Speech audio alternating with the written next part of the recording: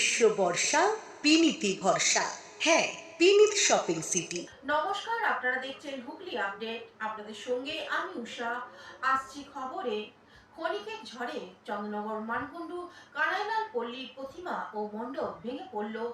এলাকায় দমকল, পুলিশ বাহিনী। বড়, আরো বড়, বিশাল বড়, বিশ্বের সব থেকে বড়। এই বড় করতে গিয়ে হলো বিপদ। আর এর আগেও দেখা গেছে বিশ্বের সব থেকে বড় দুর্গা করতে গিয়ে এক পূজা কমিটিকে প্রশাসনের দ্বারা তাদের পুজো বন্ধ করতে বাধ্য হয়েছিল।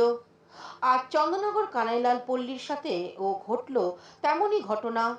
চন্দননগরের বুকে এই প্রথম এই ধরনের মর্মান্তিক অপ্রীতিকর ঘটনা